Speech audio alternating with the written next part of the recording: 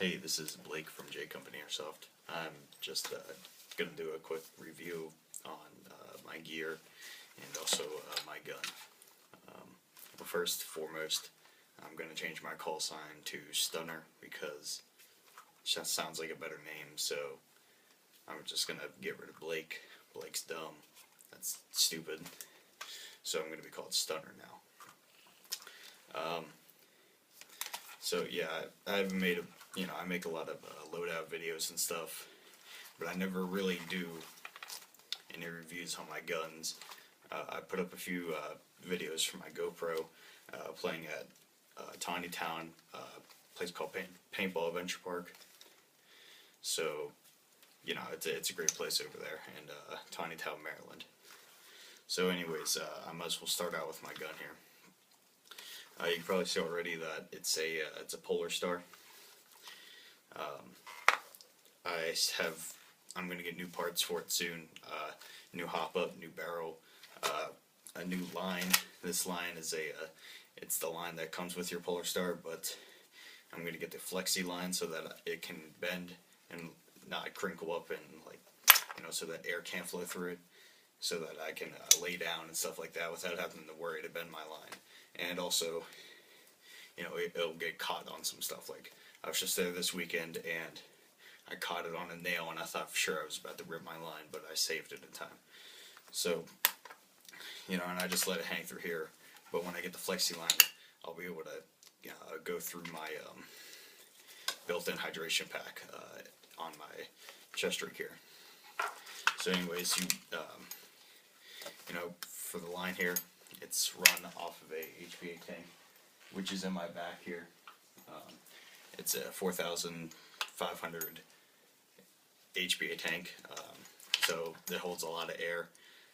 It can basically take me through an entire day of playing, maybe like the last 2 games or something. For an hour, I might have to refill back up. That's besides the point. I broke my LiPo charger, so I can't charge my battery. It does run off of a little battery here, one of these LiPos, but everything else is just completely air. So anyways, you take the line, you take the nozzle here, you push it back, you go down here, and it's connected in. But since I don't have the battery in here, I can't shoot any air through it right now, because the battery just uses a little bit of push to shoot out the BB. But that's it. So when you're done, just push it back, and it's disconnected. Now the gun itself, I'm holding it off a 1-point sling. All my slings always have problems, so they like to break real easy. But whatever. The battery goes back here. This is a not folding stock, a retractable stock. And also the gun itself weighs I'm going to say roughly 3 pounds, once you put a Polarstar in your gun. And also this is a polymer body. It's not a full metal body, but I don't play rough and I do not break my stuff. So, because, I'm not a rough player, I don't slam the walls and stuff like some people do, but anyways, so it's really light, even with a optic or red dot and optic riser, since this is a combat machine and the barrels, they're hard to get without the iron sight on the front.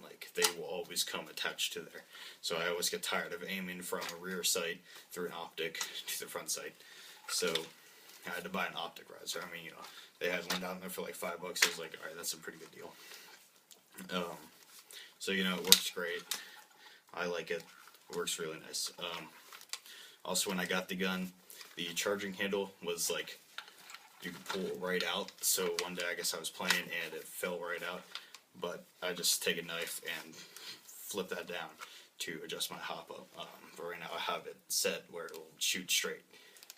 Also, I use 0.28 gram BBs because that's what they say to use in your Polarstars, because it will help it keep a consistent straight line. It won't go up, it won't go down. It's a great weight for Polarstars. The gun itself cost me about I want to say like $6.50. I got free shipping plus 15% off. Without that, it would have probably been about $7.50. So I've had about $100 off. Probably even more. I don't know. So I have the RS rails here. I have a PEQ box. It's just on there for design. As I said, the gun's really light. I needed some stuff on there to at least make it feel a little weight. But the PEQ box does not work. So it's just on there for looks or whatever, you know. Doesn't bother me. It doesn't bother the sight, anything. I'm going to have a different grip for this. This is like a stubby grip, but I'm going to sell this one. Someone wants to buy it. I have many other grips, angled foregrips, all those grips. But actually, I mean, this one is nice on there, but my pinky just can't, like, it can grip on there, but barely. But I guess that's the reason why it's stubby, you know, so not all your fingers can fit on there perfectly. But I'm not sure about that. I attempted to take off the orange flash hider, but, you know, I think there's a screw, like, drilled in there, and I'm not exactly sure how to get it out. It looks like it's like glued, drilled, stuck in there. Because I know I could take this off, and silencers only work for Polarstars, like they will legit silence your gun. Everyone at Opposing Force Airsoft, most of them have silencers, most of them don't. But they look really cool on your gun. And, you know, I tried to take off the orange tip, but, you know, hey, my dad's a police officer. I should probably abide by the law. So the gun is really good. Shoots accurate. You can adjust the FPS from probably 200 to 600. I have it set at 340 FPS.